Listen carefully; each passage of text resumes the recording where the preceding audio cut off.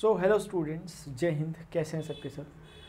तो स्टूडेंट्स, आज 11th of November है। अब 2-3 दिनों के बाद 14 नवंबर को हमारा एग्ज़ाम होने वाला है एनडीए का, जिसकी आप प्रिपरेशन काफ़ी टाइम से कर रहे थे। ये वही एग्ज़ाम है जो बीच में पोस्टपोन हो गया था, होना इससे पहले 5th ऑफ सितंबर को था, लेकिन होते होते 14th ऑफ नवंबर को हो रहा है। ठीक है ना। इस बीच में क्योंकि पेंडेमिक का माहौल था, सबकी अपनी अपनी सिचुएशंस थी। हो सकता है आप में भी कुछ इस तरह के प्रेशर आए हो, फैमिली की तरफ से आए हो या कैसे भी आए हो, तब भी आपने बड़े हिम्मत के साथ अगर यहाँ तक पढ़ा है तो सबसे पहला सैल्यूट आपको है। और ये बात भी ध्यान रखना कि एग्ज़ामिनेशन में सिर्फ सिलेक्शन हो जाना वो बड़ी बात नहीं होगी। काम की बात ये भी है कि इस प्रोसेस के दौरान आपने क्या सीखा। ठीक है ना। क्योंकि ये जो आपने ये अपनी तैयारी का जो आपका बीच का ये पीरियड था, इस बीच के पीरियड में आप क्या बन गए, क्या थे आप और क्या बन गए इस प्रोसेस के दौरान, ये मायने रखता है। अगर प्रिपरेशन करने के बाद भी, इस प्रोसेस से गुजरने के बाद भी अगर आपके सोचने विचारने में कोई फ़र्क नहीं आया, आपका दृष्टिकोण जो आपका आउटलुक है वो देखने का नज़रिया अगर अभी तक नहीं बदल पाया, आपका विज़न अभी तक नहीं खुल पाया, तो इसका मतलब आप प्रोसेस से ढंग से नहीं गुजरे थे। लेकिन मुझे पूरी उम्मीद है कि जितने स्टूडेंट यहाँ मुझे अभी सुन रहे हैं, इन लोगों ने बड़े अच्छे तरीके से प्रिपरेशन करी है और ये एग्ज़ामिनेशन में बहुत अच्छा स्कोर भी कर आएंगे। आप में से कुछ ऐसे स्टूडेंट भी हो सकते हैं, स्टूडेंट्स जो कि जिनका लास्ट अटैम्प्ट ही हो सकता है, कुछों का ये फर्स्ट अटैम्प्ट रहता है। मैं बार बार एक बात कहता हूँ कि फ़र्स्ट अटैम्प्ट वाले हल्के में ना लें, और लास्ट अटैम्प्ट वाले भी कोई बिल्कुल मतलब डू और डाई का क्वेश्चन ना बना लें इसे। ठीक है ना। एग्ज़ाम को सिर्फ एग्ज़ाम की तरफ दें। आपका ड्यूटी जो आपकी तरफ से ड्यूटी हो सकती है वो ये हो सकती है कि आप चीज़ों को बहुत अच्छे तरीके से पढ़ो, अपना ज़्यादा से ज़्यादा टाइम डिवोट करो, हार्ड वर्क करो, जितना ज़्यादा कर सकते हो आपने किया है। तो फिर अब इसके आगे हमारा कुछ नहीं चलता, हमें इसके आगे सोचना भी नहीं है। स्टूडेंट्स जो इस बीच में काम करते हैं, कुछ स्टूडेंट्स एंजाइटी का शिकार होते हैं इस टाइम पर, कुछ स्टूडेंट स्ट्रेस अपने आप में कुछ ज़्यादा ही पाल लेते हैं, और इस स्ट्रेस से होता ही है कि आपका जो पेपर होता है उसकी प्रोडक्टिविटी कम हो जाती है। आप शायद कुछ और अच्छा भी कर देते, लेकिन आप नहीं, आप और बेकार करके आ जाने वाले हो अगर आप ऐसे टाइम पर धैर्य से काम नहीं लेते तो। इसीलिए जो ये टाइम अपना 2-3 दिन का बचा हुआ है, इसमें ज़्यादा आपको ना मतलब एक तो ओवर थिंकिंग नहीं करनी है, और दूसरा बिल्कुल धैर्य से काम लेना है, बहुत पेशेंट हो जाना है। क्योंकि ऐसे टाइम पे क्या सिचुएशन स्टूडेंट के सामने आती है कि यार मैंने वो भी नहीं पढ़ा, वो भी नहीं पढ़ा। अब धीरे धीरे करके सारी चीज़ें नज़र आने लग जाती है, वो भी नहीं पढ़ा। अब नया पढ़ने का समय नहीं है, वो गया टाइम। अभी आप लोगों ने बिल्कुल भी कुछ नया छूना नहीं है, क्योंकि बिल्कुल अब वो टाइम है जब जीरो पीरियड शुरू हो गया, आचार संहिता लागू हो चुकी है। अब आपको बिल्कुल भी नया टॉपिक तो उठाना ही नहीं है। कायदा तो ये कहता है कि अब आपको किताब में बहुत ज़्यादा टाइम अपना इन्वेस्ट करना भी नहीं है। अब आपने किताब से थोड़ी अपनी दूरी बनाने लग जाना है, अपने माइंड को थोड़ा फ्रेश करना है, ये करना है। एक बीच बीच में, यानी कि पहले आप एक दिन में अगर 10 घंटे पढ़ते थे तो आजकल 2-3-4 घंटे भी पढ़ रहे हो तो बहुत सही है। लेकिन अगर आपने अपनी इंटेंसिटी बहुत तेज कर दी आजकल पढ़ने की, तो एक हद तक ये ठीक भी है, वो अपने अकॉर्डिंगली, जब तक आप प्रेशर नहीं झेल रहे। लेकिन अपनी कैपेबिलिटी से ज़्यादा मत करने लग जाना। मतलब जितना आपने आज तक नहीं किया, अगर आप सोच रहे हो मैं अभी वो कर दूंगा या कर दूंगी, है ना, तो वो उस लिमिट तक करना जब तक कि आपको लोड नहीं महसूस हो रहा, जब तक कि आपको लग रहा है कि यार चीज़ें आपके हक में है, उस समय तक उस चीज़ को ऐसा करना है ना। तो मैं आपको जो कुछ चीज़ें साथ में बोल रहा हूँ स्टूडेंट्स, ध्यान रखना। सबसे पहली बार जब आप एग्ज़ाम देने जाओगे, एग्ज़ाम का अपना सेंटर वगैरह सब पहले से अरेंजमेंट सब कुछ कर लेना, मतलब ऑप्शन में सब कुछ रखना पहले से। ऐसा नहीं कि आप एग्ज़ाम, अगर आपका कहीं सेंटर आउट ऑफ टाउन है आपके, तो वहाँ भी आप एक दिन पहले ही एटलीस्ट पहुँच जाए, और वहाँ भी एक बार सेंटर को जाके पता कर लें कि उस जगह में भी वो सेंटर किस जगह पे है। कोशिश करें जहाँ आपका स्टे हो तो वो उसी सेंटर के नज़दीक ही हो। कभी ऐसा हो जाता है कि आपने किसी दूरी पर हो आप, और आते समय कभी ट्रैफिक जैम, इस चक्कर में आपकी गाड़ी फंस गई और इससे पूरा पेपर का पूरी मेहनत बेकार जा सकती है। उस समय फिर बोल के हल्ला मचा के कुछ नहीं हो सकता, एक बार अगर हम टाइम से नहीं पहुँचे। तो एटलीस्ट इतना, ये छोटी छोटी सी बातों का ध्यान रखना है कि ऑन टाइम आपको पहुँचना है। जो भी सर्कुलर जारी होगा, क्या क्या रूल्स हैं, क्या क्या रेगुलेशंस हैं, एग्ज़ाम सेंटर में आने के लिए क्या क्या चीज़ें ज़रूरी हैं, क्या चीज़ें नहीं हैं, वॉच वगैरह कौन सी ले जा सकते हैं, कौन सी नहीं ले जा सकते, ये सब पता कर लेना, और उस हिसाब से आप एग्ज़ामिनेशन में जाना। अब जब आप एग्ज़ामिनेशन देने लग जाओगे, मैंने मैथ्स के पेपर के रिगार्डिंग एक बात पहले से भी आपको बोली, अभी दोबारा से बोल रहा हूँ। मैथ्स का पेपर जब आपके पहला मैथ्स का पेपर आएगा, मैथ्स के पेपर में 120 क्वेश्चन आपके सामने होंगे, 300 नंबर का होगा, 2.5 नंबर का एक क्वेश्चन होगा, और नेगेटिव मार्किंग भी होती है। अब ऐसे टाइम पर अब ऐसे टाइम पर एक काम कर सकते हैं, वो क्या कि जब आप मैथ्स का पेपर दे रहे हैं, मैंने आपको लास्ट टाइम भी बोला था, अभी दोबारा से एक बात बोल रहा हूँ कि पेपर को बहुत ज़्यादा तेज़ी के साथ स्टार्ट करना। शुरुआत ही आपकी बहुत तेज़ होनी चाहिए, आरंभ भी प्रचंड होना चाहिए। क्योंकि जब आप पेपर दोगे ना, क्योंकि क्या होता है शुरुआत में स्टूडेंट जब पेपर देने बैठते हैं वो थोड़ा सा इन्वायरमेंट के साथ अपना अलाइनमेंट बैठाने की कोशिश करते हैं, धीरे धीरे समझते हैं, इतने टाइम में बहुत कुछ निपट लेता है। वैसे तो आप लोग वो स्टूडेंट हैं जिन्होंने मॉक टेस्ट वगैरह भी लगाए होंगे, तो आप लोगों को मुझे ज़्यादा कहना नहीं चाहिए कि टाइम का कैसे ध्यान रखना है, क्योंकि अगर आपने मॉक टेस्ट दिया है तो आपने टाइम का, एक्यूरेसी का, स्पीड का मैनेजमेंट सीख ही लिया होगा, अगर आपने 2-5 मॉक टेस्ट भी लगाए हैं तो। अगर शुरुआती आधे घंटे में ही मतलब आपको ये करना है कि जितना प्रेशर आप पेपर पे मार दो शुरुआती टाइम पे उतना सही है, क्योंकि वो आगे पे उतना नहीं मार पाएगा। अगर आपने शुरुआत में हल्के में पेपर को लिया तो लास्ट में आप वो क्वेश्चन छोड़ के आ जाओगे जो क्वेश्चन बिल्कुल देखते ही होने वाले थे, जिन क्वेश्चन के लिए एक्स्ट्रा एफर्ट नहीं करना था। और दूसरी बात एक और ध्यान रखना, एग्जाम में आए हुए क्वेश्चन का कोई रंग नहीं होता। मेरा कहने का मतलब है हर क्वेश्चन 2.5 मार्क्स का है, तो हर क्वेश्चन के साथ प्रॉपर जस्टिस करना। रास्ते में ऐसा हो सकता है कि कोई क्वेश्चन आपको ऐसा दिख जाए जो क्वेश्चन का जवाब आपको आता था या आपने कभी किसी ज़माने में वो पढ़ा था, वो कॉन्सेप्ट आपसे अगर नहीं हो पा रहा, एक्स्ट्रा टाइम इन्वेस्ट करने की कोई ज़रूरत नहीं है, सीधे आगे बढ़ो, क्योंकि वैसे 36 क्वेश्चन और पड़े हुए आगे, और वो भी उतने ही मार्क्स के हैं और वो आपसे कम टाइम मांगते हैं। और अगर हम उन क्वेश्चंस तक नहीं पहुंच पा रहे और हम एक ही क्वेश्चन पे अगर हमने पूरा अपना माइंड लगा दिया, उससे 2-3 नुकसान होंगे। एक तो टाइम का नुकसान और दूसरा कॉन्फिडेंस गिरेगा आपका। इसीलिए जब भी कोई क्वेश्चन नहीं हो रहा तो पहला अपना क्या होना चाहिए कि मुझे सबसे पहले जो आता है सीधे 1 शॉट एकदम, जो देखते ही आ रहा, थोड़ा बहुत कैलकुलेशन, आधा मिनट 1 मिनट का कैलकुलेशन कोई बात नहीं चलेगा, जो देखते ही मुझे आ रहा मैं उसे करते हुए चलूंगा या चलूंगी, मार्क मारते हुए चलना सीधे। अगर आपको लगता है क्वेश्चन ठीक है, मुझे इसके कॉन्सेप्ट पता है लेकिन थोड़ा सा कैलकुलेटिव है कंपैरेटिवली, तो इसको अभी के लिए छोड़ देते हैं। अभी जब मैं पेपर पूरा एक बारी में करके दोबारा लौटूंगी तब मैं इसको देख लूंगा, तब आप उसको ऐसे। तो इसलिए मार्किंग करते हुए चलना, कुछ एक सिंबल अपने आप लिए डिसाइड कर देना कि 1 लिख देना या कुछ ऐसा लिख देना या कुछ स्टार मार देना, ताकि आपको पता लग जाए कि जब आपको रिवर्स बैक करना है तब आपको इन क्वेश्चंस को दोबारा से एक बार रिव्यू करना है। तो इससे आपको ये फ़ायदा हो पाएगा। नए कॉन्सेप्ट आप लोगों के मन में शायद ये क्वेश्चन होगा कि नए कॉन्सेप्ट हम पढ़े या ना पढ़े। अब मत पढ़ो, अब बिल्कुल भी टाइम नहीं है।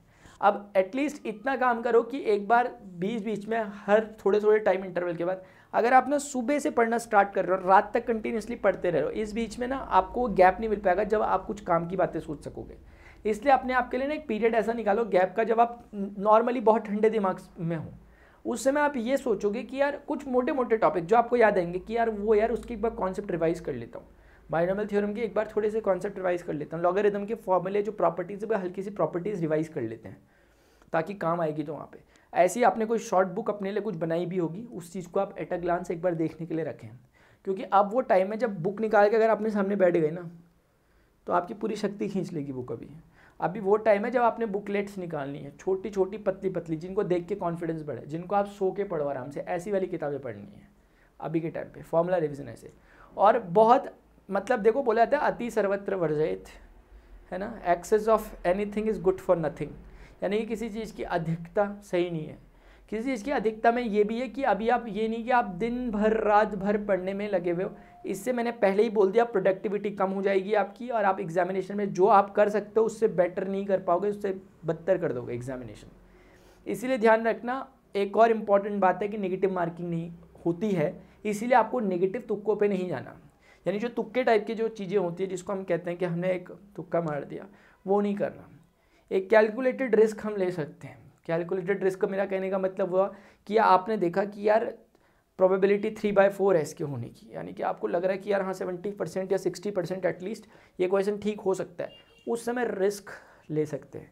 लेकिन ऐसा नहीं कि अंधाधुंध रिस्क लेते हुए चलना, क्योंकि एग्जामिनेशन में बच्चों का सिलेक्शन जो रुकता है वो कारण ये नहीं होता कि आपने चीज़ों को नहीं करा, आपने नहीं आती हुई चीज़ों को करा जिसके कारण नेगेटिव मार्किंग है, तब आप पीछे हुए, ये अक्सर कारण होता है। फिर बाद में स्टूडेंट सोचते हैं यार इसे क्लिक नहीं करता, इसे ये नहीं करता। रिस्क हमेशा रहता है, लेकिन फिर भी मैथ्स जैसे सब्जेक्ट में मुझे नहीं लगता रिस्क की खास ज़रूरत पड़ेगी आपको। क्वेश्चन आता होगा तो एग्जैक्ट आंसर आएगा। और छोटी सी कुछ बातें और हैं, कभी मान लिया आप क्वेश्चन कर रहे हो, ABCD 4 ऑप्शन है और आंसर भी कुछ ABCD करके ही है, लेकिन वो ऊपर नीचे लिखे हुए। मेरी बात समझ रहे होंगे आप, सिली मिस्टेक होता है यहाँ पर, समझ रहे हो मेरी बात? तो इस तरह की मिस्टेक से भी आप लोगों ने बचना है। तो ये मिस्टेक से भी आप लोगों को क्या करना है, बचना है। ये मैथ्स में हो गया। और बाकी जीएस की बात आती है, जीएस में तो जो आपने पढ़ा होगा, क्योंकि जीएस में कोई आपको कैलकुलेशन नहीं करने, जो पढ़ा होगा वो सीधा होगा। मुझे नहीं लगता जीएस में आपको टाइम का इश्यू होगा, लेकिन फिर भी उसे अंडर एस्टिमेट मत करना, उसे भी अंडर एस्टिमेट नहीं करना। शुरुआत से ही अपने टाइम को करके चलना, मतलब ये रखना है कि अगर आपके पास लास्ट में एक्स्ट्रा टाइम बच रहा है ना, तो एक्स्ट्रा टाइम बचे हुए टाइम में अगर आपके पास टाइम बच गया, एक कॉन्फिडेंस रहता है कि टाइम है भी मेरे पास, तो आप 2-3 थोड़े अननोन टाइप के क्वेश्चन में निपटा सकते हो। लेकिन अगर आपने शुरुआत से टाइम को हल्के में ले लिया तो फिर आपके पास इतना प्रेशर बनेगा लास्ट में कि आप आते आते क्वेश्चन भी छोड़ दोगे। ये कुछ बातें जो स्टूडेंट्स आप लोगों ने ध्यान रखनी है, जो मुझे लगता है कि मैंने आप लोगों से कहनी चाहिए थी। अगर आप लोगों के पास अभी अटेम्प्ट बचा हुआ है, मैं पहले उनके बारे में बोल दूं जिनके पास नहीं बचा हुआ बाई चांस, तो प्लीज़ यार एक बात मैं आपसे बोल रहा हूँ, ये शुरुआत है आप लोगों की। अभी आपके करियर आगे बहुत कुछ आपके साथ होने वाला है, बहुत कुछ आपके साथ अच्छे से अच्छा होगा। तो इसीलिए अगर आपका ये लास्ट अटेम्प्ट है, सबसे पहले रिजल्ट की चिंता मत करो कि यार मेरा होगा नहीं होगा, नहीं होगा तो क्या होगा, इतनी ज़्यादा एक्सपेक्टेशंस मत रखो। सिंपली अपना वर्क करो, बस जो आपके पास काम है वो करो। आपका काम क्या, अभी जो कर सकते थे करा आपने, पढ़ना था पढ़ा ना आपने, तो बस अब आपका आगे का काम नहीं है। क्वेश्चन जो आएगा जैसा आएगा हम उसे देखेंगे, हम करेंगे और हो जाएगा जो होना है। क्योंकि क्या है ना, ये ऐसा नहीं है कि कोई आखिरी चीज़ है कि ये नहीं हुआ तो कुछ नहीं होगा, ऐसा वैसा कुछ इतना ज़्यादा सीरियसली लेने की भी ज़रूरत नहीं है। इतना ज़्यादा सीरियसली लोगे तो होगा भी नहीं। फिर नॉर्मली एग्जाम को एग्जामिनेशन की तरह लो। अब कुछ स्टूडेंट में ये भी बात आ रही है कि हमने पढ़ा सब कुछ है लेकिन सब भूल जा रहे हैं, पता नहीं क्यों लग रहा है कि भूल जा रहे हैं। वो आपको नहीं, वो सबको लगता है। एक बात ये सुन लो कि आप बोल रहे हैं कि यार मैंने जितना कुछ पढ़ा हुआ था वो कहाँ गया, सब भूलता बना जा रहा है, वो सबको लगेगा। बस इसी टाइम पे आपको पेशेंस अपना बनाए रखना है कि यार कोई दिक्कत नहीं है, बस इस टाइम को भी थोड़ा जितने अच्छे से, मेरे पास अगर 2 दिन का भी टाइम बचा है, इसे भी मैं कुछ एक स्ट्रक्चर वाइज कैसा स्ट्रक्चर बनाऊँ कि मैं इसे रिवाइज करूँ। तो आज सोने से पहले रात में एक काम कर लेना, ये डिसाइड कर लेना कि अगले 2 दिन का रोड मैप क्या है और उस रोड मैप के अकॉर्डिंग चलना। ऐसा नहीं कि जो मन कर रहा है जिस समय जहाँ को बह गए वहीं को धक्का लगा वहीं को चल दिया, ऐसा वाला नहीं। अगले 2 जो दिन है उसके 1-1 मिनट का जो हिसाब किताब आपके कागज़ में होना चाहिए कि इस टाइम पे मुझे क्या करना है, इस टाइम पे मुझे क्या करना है, ताकि एक पूरा कैलकुलेशन के आधार पर आप चलो और फाइनल डे में आप बहुत अच्छा कर पाओ। पूरा जो गेम है वो यही है कि लास्ट टाइम तक कौन अपने आप को कैसे संभाल कर रखता है, ये भी एग्जामिनेशन का एक पार्ट है। अब ये आप पर डिपेंड है कि आप लास्ट टाइम पे क्या करते हो। जितना पढ़ी लिखी मेहनत थी वो सब बेकार कर देते हो, या फिर लास्ट टाइम में एक मास्टरपीस तैयार करके देते हो। अब मुझे पूरा भरोसा आप करेंगे। तो इसीलिए अगर लास्ट अटैम्प्ट में पूरी जान के साथ दो, बहुत अच्छे से दो, और रिजल्ट की चिंता भी बिल्कुल नहीं करनी हमने। मैंने बता दिया सिर्फ एक महज एग्जामिनेशन है, इससे ज़्यादा और कुछ भी नहीं है। समझ लो बात को। दूसरी बात, जिन स्टूडेंट्स के पास अभी अटैम्प्ट हैं बचे हुए, क्योंकि मैंने अनअकैडमी में जब एनडीए पढ़ाना स्टार्ट किया, मैंने शौर्य बैच में प्रणव पांडे यूट्यूब चैनल जिसमें आप मुझे देख भी रहे होंगे भी, यहाँ पर मैंने जब पढ़ाना स्टार्ट किया प्रणव पांडे में, तो मैंने ऑलमोस्ट मैथमेटिक्स कंप्लीट करा दी है ना। तो हमने उसी समय स्टार्ट किया था जब नया नया आपका नोटिफिकेशन आया था, जुलाई अगस्त उस समय के टाइम पे। और इस तरह से हमने सारा का सारा मैथमेटिक्स को आपके ऑलमोस्ट कवर कर चुके। बाकी स्टूडेंट्स पे लाइव क्लासेस लेता हूँ, वो मैं लेता हूँ अनअकैडमी में। अनअकैडमी के लर्निंग प्लेटफॉर्म में एक फ्री स्पेशल क्लासेस होती हैं जो कि फ्री ऑफ कॉस्ट होती हैं वो, और मेरी जो रेगुलर क्लासेस चलती हैं, जो मेरा ज़्यादा अमाउंट में क्लासेस जो चलती हैं वो प्लस पे चलती है।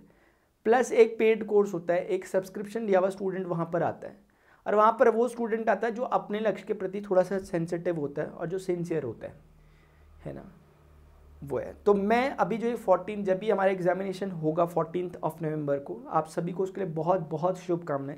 और मुझे पूरी उम्मीद है कि आप ज़रूर फोड़ोगे, कोई फोड़े ना फोड़े, आप ज़रूर फोड़ोगे। इसीलिए आप लोगों को भी अपने आप में बिल्कुल कॉन्फिडेंस बनाए रखना है एक बात। और 15 नवंबर के बाद जो स्टूडेंट्स के पास अगले अटैम्प्ट्स बचे हुए हैं भी, उनके साथ मैंने न्यू बैचेस लॉन्च करने हैं। 15-16 से मैं स्टार्ट करूँगा।